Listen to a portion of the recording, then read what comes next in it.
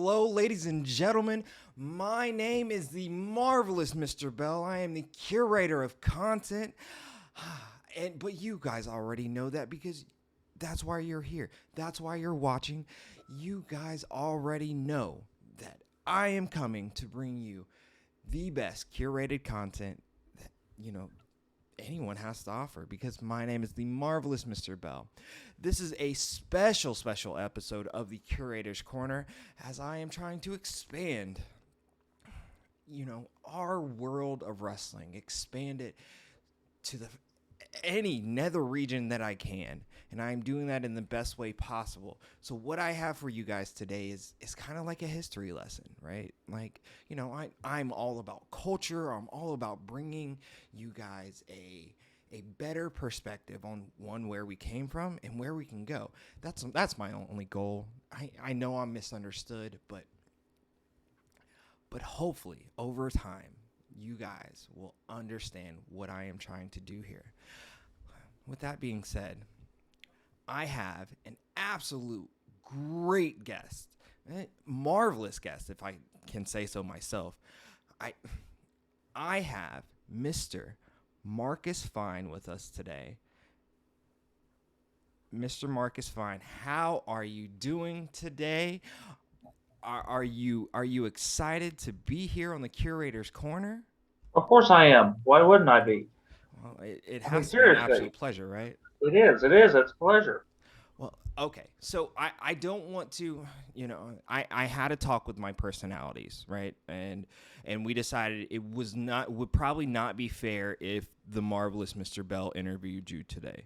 So he is going to take a step back and it'll just be me, Jordan, interviewing you. Okay. So I didn't want to put a whole lot of pressure on you. I didn't want to put a whole lot of things, on you. And, marvelous Mr. Bell, he can be kind of mean sometimes. So I welcome you and I thank you for giving me a little bit of time. I appreciate that. Oh, no problem. No problem.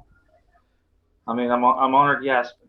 Oh, In fact, the day you asked me also forced me into doing another one. So, uh, yeah, I thank you for that. So, no problem. No problem. That's what I'm here for. I'm here to, curate, the best out of everyone, just and that's my goal. But here we are. I look at you as an asset to the world of professional wrestling, and I think I've told you this on multiple occasions. I think you are one of the most important people that we have in this indie wrestling scene because you are there at every show, no matter what it is you try to go to. It 1-2 shows a week, it looks like. You are always taking photographs. You are always sharing wrestlers. You are a driving force in this indie wrestling scene, and I wanted to thank you for that. thank you for those kind words. Yeah. So this week, though, we kind of had it was kind of momentous occasion, right? Because we celebrated the birthday of Dick the Bruiser, and he's special for us, right? Because he's right here from the state of Right. Indiana. Yeah, if it Uh, wasn't for Bruiser, wrestling would not be in Indiana the way it is now. yeah. And So, you get a lot of these because it kind of I don't know what kind of language I'm not going to cuss bad, but oh, it really it's kind of open, sir. pisses. Okay, Speak well, it freely. pisses me off because there's people out there that think the Bruiser era was boring, and it's like, hey, if it wasn't for the Bruiser era, you guys wouldn't be here today. And we're talking people that I've been a follower of wrestling since 1982. This is my 40th year to actually be following it, and people that weren't even born yet bad mouthing the Bruiser era when hey, you weren't even there, so how would you even know? Right. So, and if it wasn't for them, then you wouldn't be doing what you're doing today. So, Exactly. Like, then this is why, I know that people understand or misunderstand my alter ego, but people don't understand how much love I have for the world of professional wrestling. And if it wasn't for guys like Dick the Bruiser, if it wasn't for for like the WCW era, or even guys like Ric Flair and even his previous eras, we wouldn't have wrestling how it is today, and it's evolved so much. It So has. I hear what you're saying when people say, "Oh, that's the boring era of wrestling," because it was in some capacities it was in its infancy stages. I know wrestling has been around for years, and competitive sports have been around for years, or for centuries. Since the dawn of time, right? But there is an art form to professional wrestling, and that's what I want to get across to people. That's what I want people to understand from me. Well, you can also kind of same way in the video game world. If it wasn't for Pong, and granted, Pong is boring as hell now, but Pong was top of the line, and all that is two joysticks. You circled them, and you played tennis on your TV. Oh, I remember. And there's just a ball back and forth. That's it. And yeah, boring now, but if it wasn't the start of that, you wouldn't have these video games you have now. Same with if you didn't have Bruiser doing what he did in the 80s, and well, we'll back up even. I think he's been wrestling.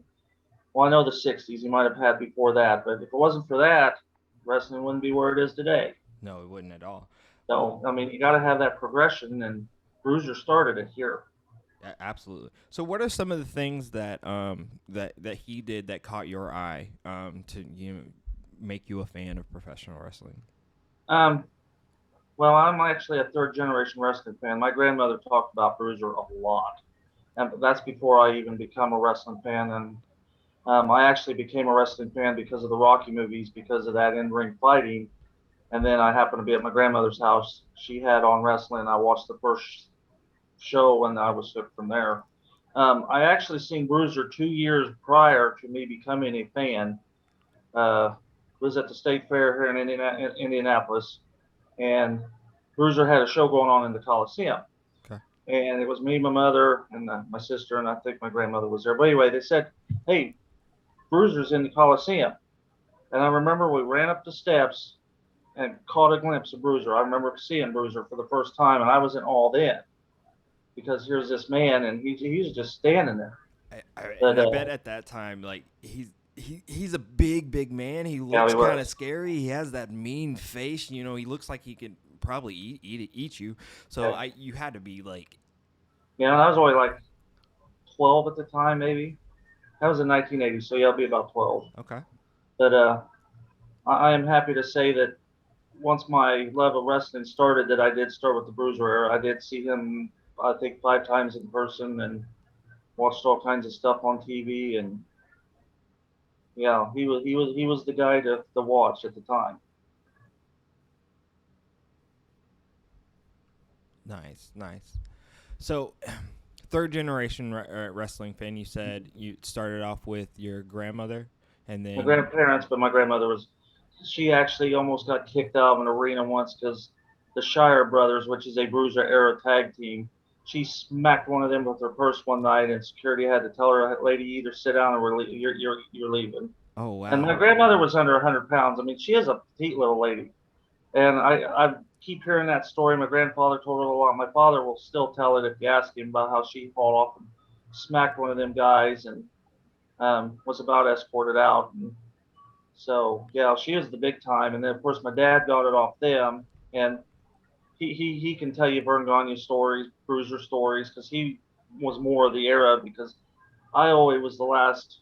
Let's see, I started in '82. Bruiser died in '91, so I was only about the last, not even the last decade of his life. And he was still pretty influential then. I mean, he was still putting on shows till the day he died, really. So, um, I was there one night when they about rioted in Tyndall Armory, greatest moment of my life. So, if Bruiser was known for starting riots, and I was lucky enough to see one of them. So, oh wow. Tell us more about this.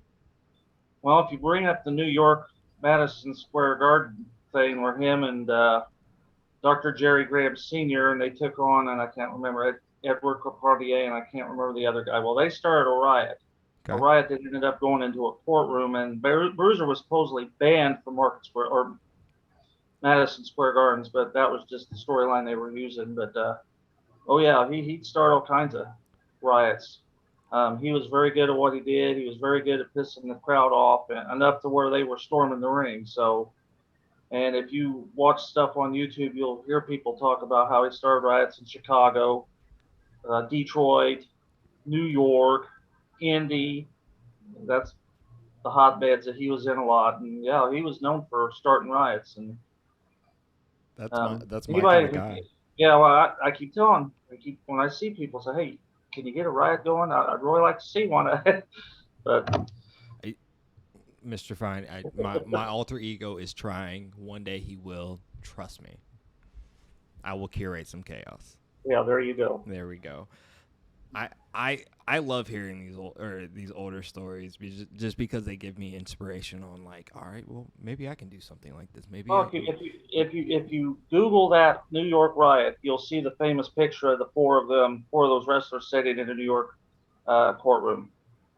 Um, and it's famous. I think it was in Reader's Digest and made Sports Illustrated. I mean, it's the famous photo. If I'd thought about it, I would have. I would have sent it to you. well, let me see if I can get it, Let me find get it one. while Yeah, you just put on. tell me some more stories. Well, I can tell you about the one in Indianapolis because I actually got a visual aid here.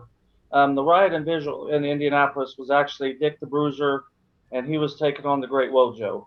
Okay. And Great Wojo was the champion, was Bruiser's champion at the time. And the stipulation was hair versus hair. Whoever lost got their head supposedly shaved. Well, Wojo was bald as you can get. He had no hair. But his manager was Dr. Jerry Graham Jr. So Bruiser won. Dr. Graham was going to get his hair cut. Well, Bruiser won by DQ, and a guy named Chris Carter, which was another Bruiser wrestler, came out and they got a pair of scissors and they snipped. All they got was two clips of Graham's hair, two snips. That's all they did, and then Graham ran off. Oh wow. Well, the story is when after the crowd started settling down, they're cutting the promo with Chris Carter with David McLean, who was the in-ring announcer. Plus, he also did the commentary. He's the one that told you where the upcoming shows is at.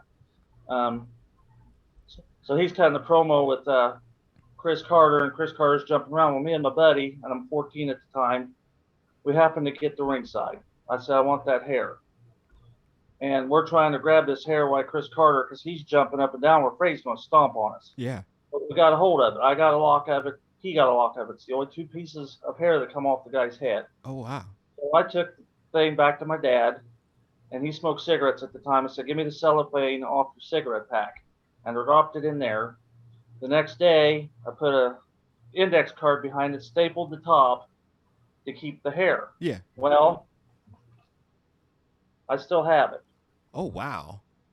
This stuff's 37 years old.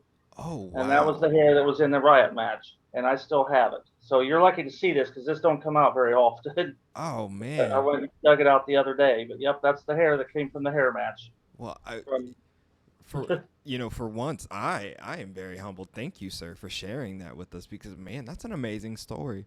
yeah.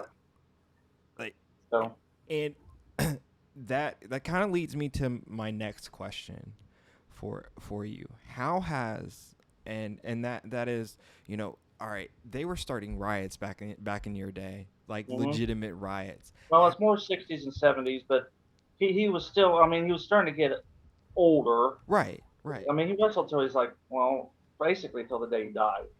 But yeah, he could still get the crowd going enough that they had the police holding us back. I have a video. I hadn't seen it for years. It's on tape. I'm hoping because I'm thinking it's the only documented evidence that it happened. But to find the videotape is hard to do because I've searched and I've searched. But I know I have it. I just got to find it. The ring announcer's just because he's doing commentary, he's just going nuts.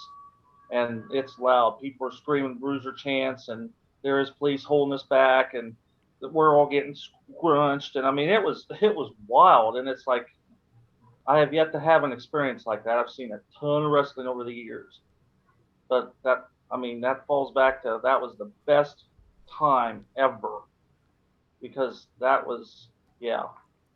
So I dig it. So that led me to my question was how has wrestling evolved from then? So like Dick the Bruiser died in 1991, and just to give give you just a little bit of backstory for me. I was born in 1987, so I did not get to experience a lot of Dick the Bruiser. Right. So how has wrestling evolved from, that time when, you know, that wrestling scene to what it is now? Well, I was talking to the Gonzos, and I was using the wrong term at the time. Shout out Gonzo. Bruiser, yeah, Chris and Tony. Um, Bruiser wasn't because I was calling him in Independence, and he wasn't. It was territories at the time. Correct. And Bruiser had the Indianapolis, and I think he had the Illinois, if that's the way his was. But he also worked close with Gordon Gagne, which was the AWA, and that was Major League at the time. That was one of the big threes.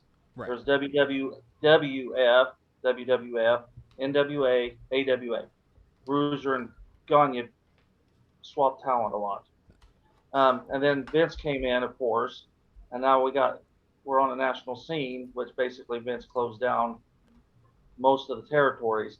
I did hear that Bruiser closed his company. I heard this somewhere. I think Dr. Jerry Graham said it because Dr. Jerry Graham Jr. and Bruiser worked close together there at the end. And Jerry Graham said that we closed it before Vince got it. So a lot of people think that Vince closed the WWA in Indy, and well, then it moved up to Detroit.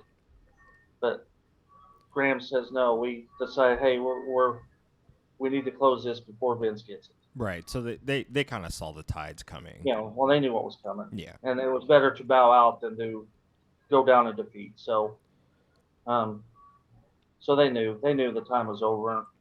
But I mean, it's come a long way, even from the '80s. '80s was good stuff, and then you had the Attitude Era. Then you go right into today, which I don't watch a lot of today stuff, because once Vince McMahon basically cornered the market with WCW, ECW, storylines got stupid. What could he do? I mean, I understand. So you never see Dick the Bruiser drop kick. You never seen he'd jump off the second rope. See, that was another story or another rule. In Bruiser's days, you throw somebody over the top rope, you're DQ. It was a DQ. I remember it. You pile drive somebody, it was a DQ. Yeah, that's NWA rules, WCW rules from the go. Yeah.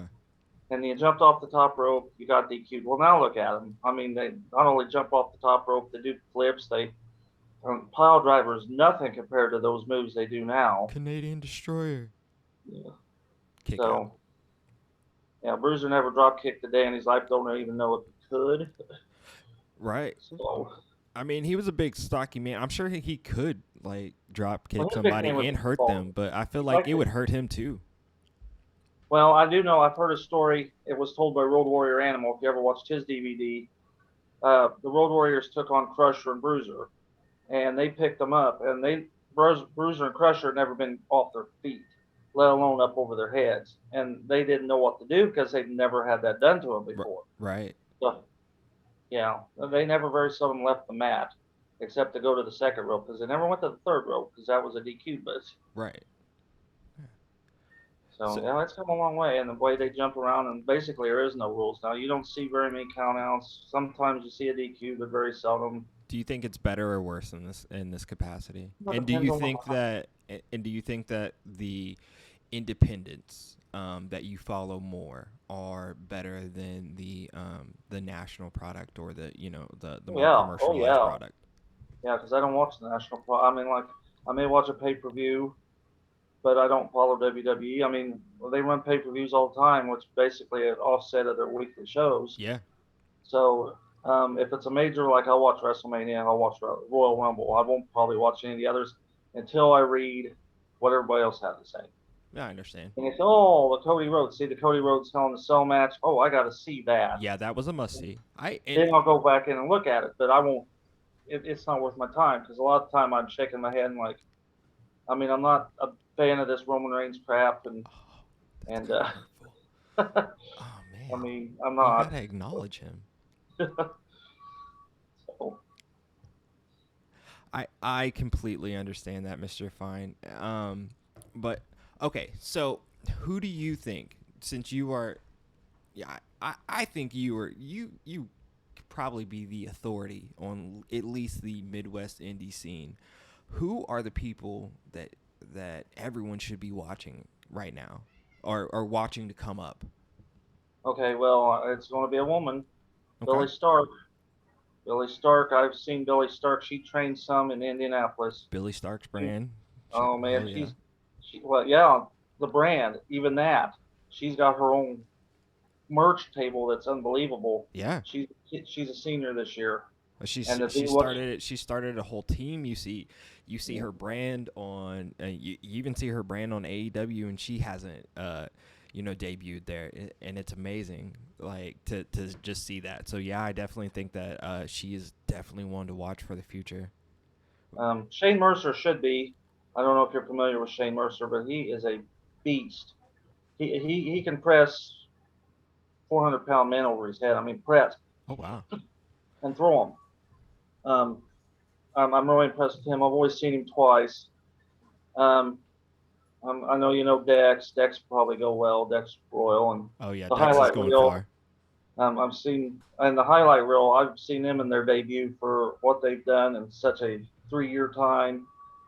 Um, Rachel Royer will. I love what Rachel does. Rachel has a ways to go, I feel, but she's getting there because she's already got one heck of a following now. Oh So yeah. that's going to go up. Yeah, Alice I think Crawley, Rachel has nothing but potential, to be honest. and, and Alice Crawley's another one. I seen her in her debut. She was so green. She wrestled Randy West. I think Randy West trained her, and Randy had to help her do that match because she was so lost. But she is so good now, and um, do you want me to say the Bulletproof Posse? Is that going to pull up your old ego? Or I guess. those guys need to be in other places. They do very well in AACW. Um, Chris Chaos does all right with whoever he brings to JICW, but there's other teams out there that would match up well with the Bulletproof. Ruthless Domination's one of them. I mean, I think they could feud all over the place. Definitely, definitely. Hold on, let me pause real quick. I'm sorry. You're fine.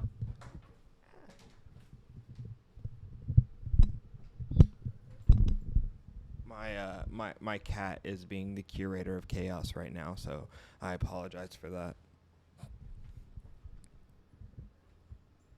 But all the independents I go to, each one of them has something different to offer. Um, like Kokomo's Shane's old school, he puts on an old school show. Yes. Um, the Dub, WCWO, they bring in a lot of the new talent because Joey's a hotbed for training. So, and then you have JAICW down in Martinsville. Theirs is a whole different. I mean, if you go in with the mindset you're going to see WCWO or AECW, then you're going to be sorely disappointed because it's a whole different. They just do things a whole lot different. Yeah, yeah. They What? like their hardcore down there, and not death match because I'm not a fan of death match. Right. Well, they definitely are a bit more extreme at WCWO. I have not had the pleasure to grace that ring yet, but I have been a follower for a very long time, and I like their product. I liked what I see that they put out. Plus, I know a lot. I know a lot of people that familiar WCWO. So Well, Basher was trained by Spike Huber. No, Steve Regal. Steve Regal was Wilbur Snyder's son-in-law, and Wilbur Snyder and Bruiser ran the WWA market in Indy. So, um, do you know Greg Lake? The um, referee Greg I'm Lake. not familiar. He's No. repped some for Shane, but it's been a while. He's one of the very few left of the Bruiser era trained wrestlers. But Bruiser had, well, Scott Romer. You know Scott Romer? Yeah, yeah, I know the name. Okay, well, that's one of Bruiser's former son-in-laws. Okay. He did Saul Creechman for Bruiser.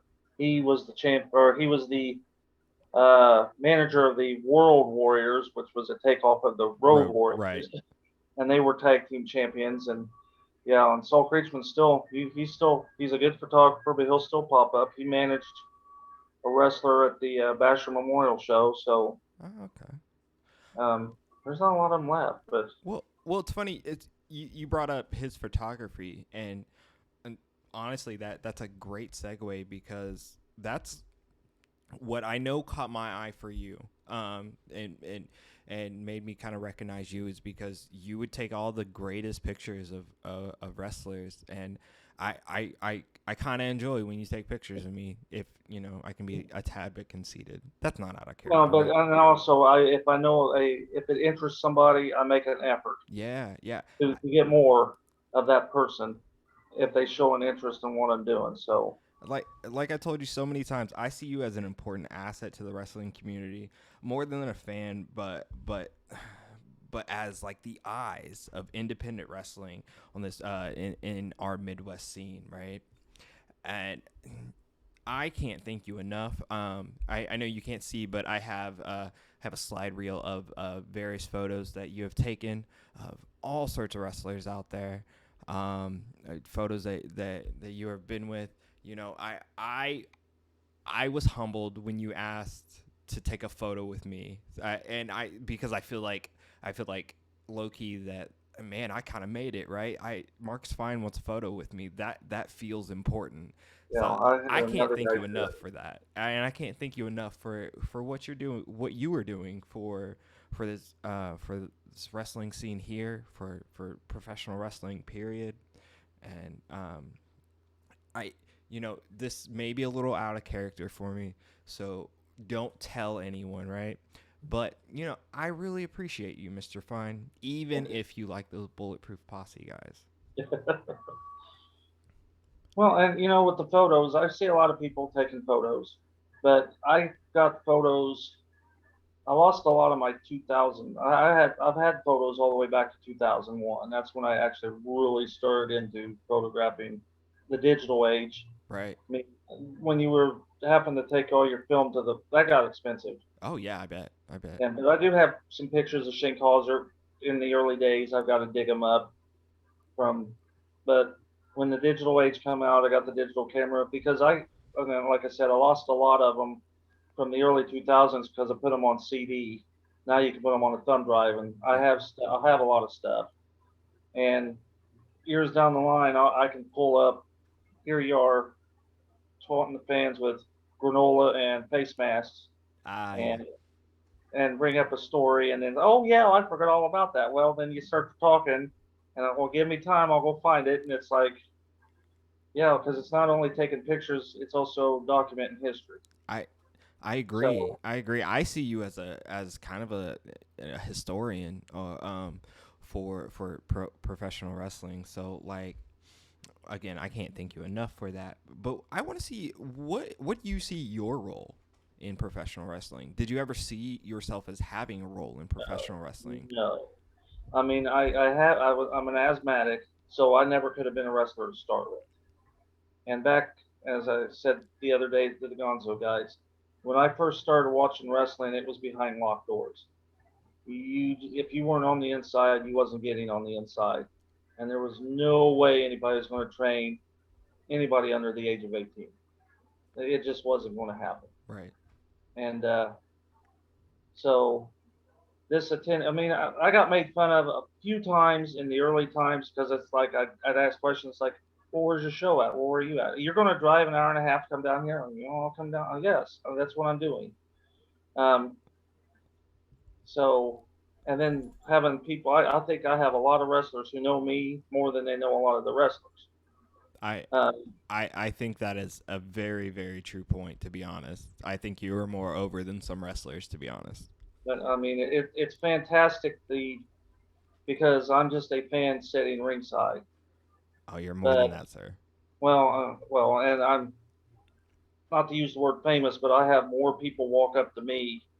It's wrestlers, but I've had wrestlers that say, "Hey, I've seen you here. I've seen you here. I wanted to introduce myself." And it's like it makes my day to know that hey, they recognize me. And Kelly, you got to give it to Kelly because, like I Yes, said, she's yes. my driver, and I she's just as much of a fan as I am. Um, but they do, and the respect. Like I said, I have a few, and I'm not going to name names. Actually, I have one goes back to Dog and Bruiser days, and Dog's my knowledge because he's just an ass in general, and he will know who I'm talking about. Um, but I don't have.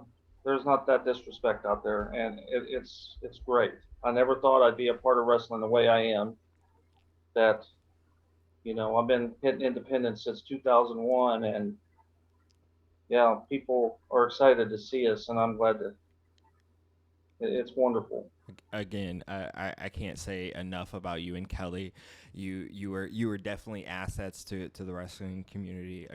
I don't short sell yourself because I understand why people appreciate you, which is why again I asked you to come on and do this interview with me, and I can't thank you enough for actually doing it with me. Well, and I thank you too because the Gonzos have asked, and they asked the first of the year, and I just kind of kept putting it off. But I, as I was telling them, I think the time I did it with them was the perfect time because they got to get their market, they got to get their product out there. Because when they asked me, they were still relatively new. I didn't really know them, Yeah. No, and after they, I remember because um when the Gonzos first started, I got introduced to them and they were asking me about, hey, who do you think we should interview? And I was like, you should really interview. You should interview this Marcus Fine guy. He could probably teach you so much about wrestling around here. So like, I'm happy that happened for you guys, yeah. for Gonzo and for you. And then I can't thank you enough for coming on here. But one last question before we go, and then I'll have you. I'll have you. You can kind of plug your social media if you want to, or anything you want to do. But what keeps you coming back? No, it's just the thrill of the. I mean, you just have to experience it. I love to watch that in-ring fight, sitting on your seat. If you get a good crowd, I love to hear a good crowd. Um, you get them fans to clap, and that makes the product even better. I've been to shows where you've had an outstanding match, and everybody's just sitting there, and it's like, well, then it's not really an outstanding match Right. if you can't get the fans in it. And as I've told them, Kokomo is a hotbed for fans. Those guys are loud. They scream. I mean, they're in your face. They enjoy what they're seeing, and that makes the wrestling even better. A good crowd. But it's just watching what these men and women can do in the ring to present the product, the athleticism. They're trying. I know there'll be missed spots. I don't judge. It pisses me off to hear people around me. For one, if they don't know who the person is, then they automatically count them out. I hear that a lot, especially at the dub, Yeah. because they don't know who they are, so they automatically. And I don't know if he'll see this or not, but I don't care. Um, I can tag him if you want. I'm no, don't do that. I got enough issues, but just I try not to start drama. understand. Yeah. Um, I have a big respect for wrestling. I know what you guys go through, and you're going to mess up. It's not, everybody makes mistakes. But he came to Kokomo one night. He didn't know anybody, and he got up and he left because he didn't know anybody. It's like, well, you're not going to know anybody if you're not going to sit there long enough to watch them. Right. Right. You have Um, to get to know the product. I I understand this. Look, I don't feel like anyone knows who I am, to be honest. you're getting out there If though. Jordan is talking, Well, Jordan, I hadn't seen you in Lafayette yet, I've been but I up to hadn't been in Lafayette for a while. I've been up to BMFX. Well, I know you have, but I Yeah. hadn't at the same time you have. So Yeah. We'll have to sync up there. Well, as soon as my alpha is cleared yeah, and back to full potential, we'll be back up there. Be back up there to dominate. We have some unfinished business up there. So there you go. yeah, I, Mr. Fine, I can't thank you enough for taking some time with me. I I, I appreciate you so much. I know that I know that the marvelous Mr. Bell is slightly misunderstood sometimes, especially in Kokomo at AACW because of stupid fans and stupid clowns, stupid hog farmer. I hold on, marvelous. You got it.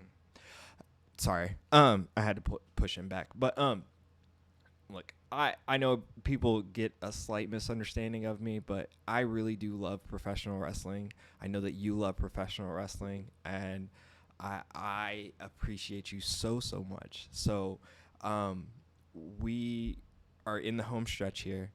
Is there anyone that you would like to shout out? Is there anything that you would like to plug?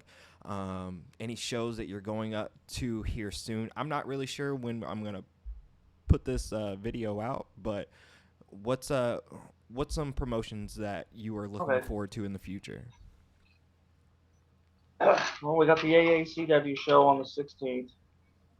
That's gonna be marvelous. WCWO's they do at least one major program a month.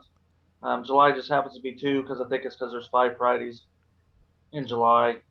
They kind of set up like a pay-per-view. What they call it their pay-per-view, even though it's not a pay-per-view. They set up for their major thing.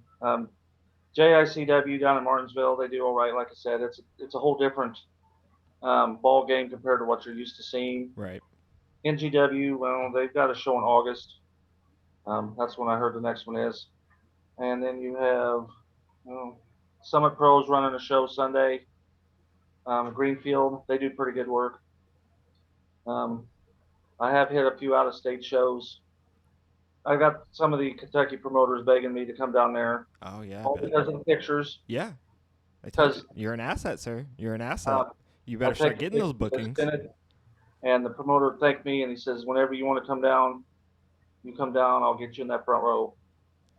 And that makes me feel good to think that we've kind of moved out a little bit. Yeah.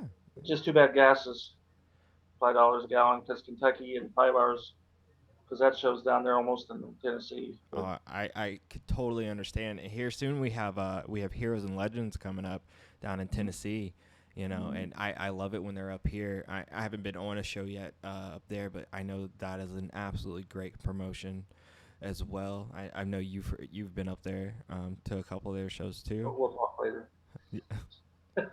Gotcha. Kelly and I's got a show coming up in Danville, Illinois on the 10th of July for a guy over there. So, okay. All right. Yeah, we're loving it.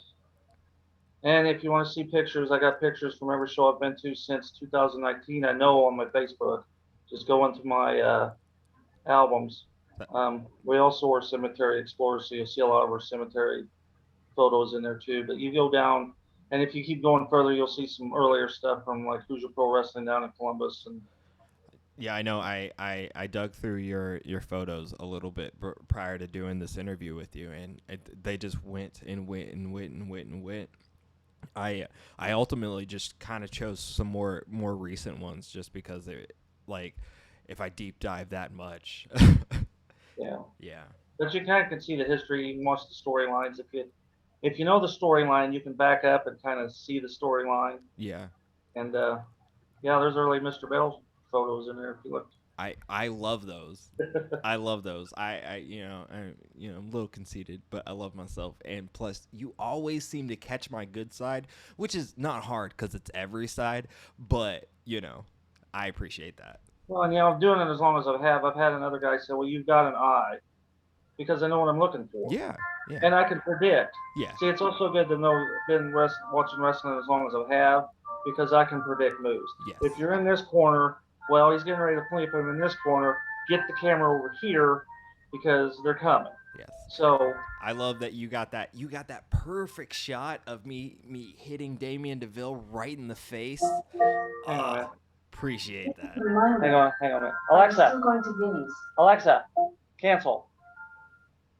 Sorry, my Alexa kicked on. You're fine. Yeah, your Alexa's trying to interrupt the curator over here, but I understand it. Maybe that's our cue to go. But Mr. Fine, I appreciate you so much. Thank you again for coming on the Curators Corner. You were actually one of the very first guests of the Curators Corner, so I appreciate that. Appreciate that so much. We're about to head out. Anything else you'd like to say? I don't think so. All right. Look, my name is the marvelous Mr. Bell because I'm back. You can find me on every social media platform at Curator Bell. I made it easy for all of you people out there. Just follow me, get some culture. Love it. This has been the Curator's Corner with Marcus Fine. I thank you, and we're out.